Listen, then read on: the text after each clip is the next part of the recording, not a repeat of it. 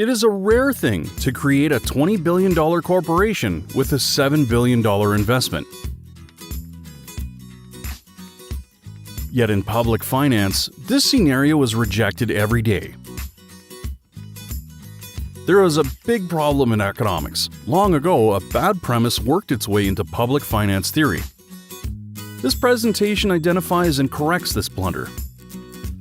Suppose the Manitoba government has $13 billion in expenditures and $12 billion in tax revenues. What would be the annual deficit? Most would say $1 billion. $1 billion is wrong. How much did the government contribute to its expenditures? 12 billion? 5 billion? 1 billion? Truly, not a dime.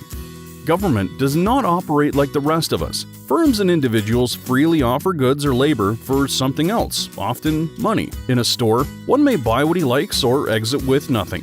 All is voluntary.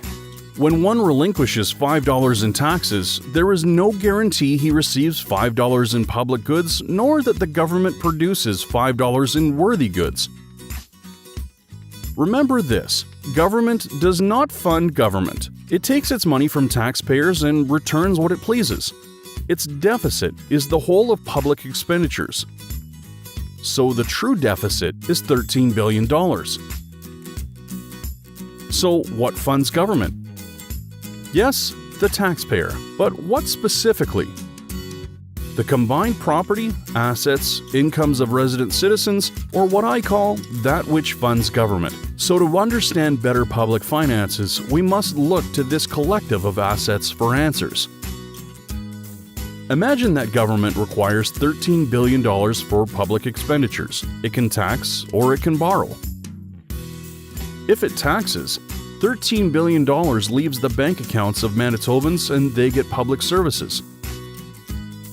If it borrows, strictly for Manitobans, $13 billion leaves their bank accounts and they get public services. The same $13 billion leaves whether it's taxed or borrowed.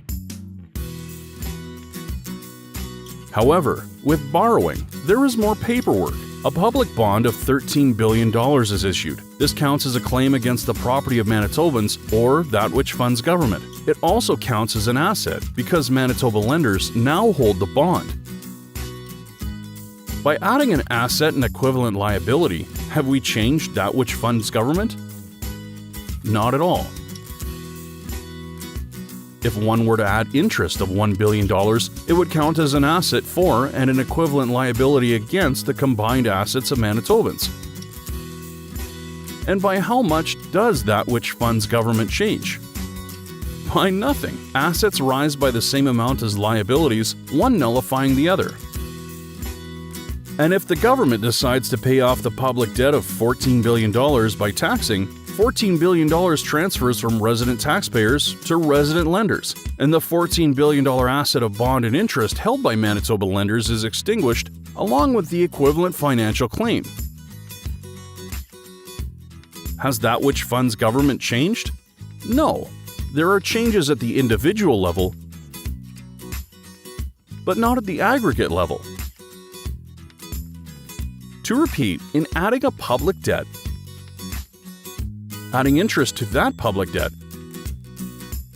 and in reducing that public debt, the combined assets of residents or that which funds government remains unaltered.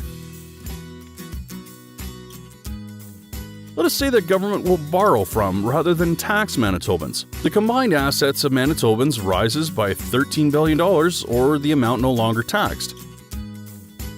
But when government comes to borrow $13 billion, public slaves have become public bankers. They have full control over government finances. Public bankers will not fund what public slaves must.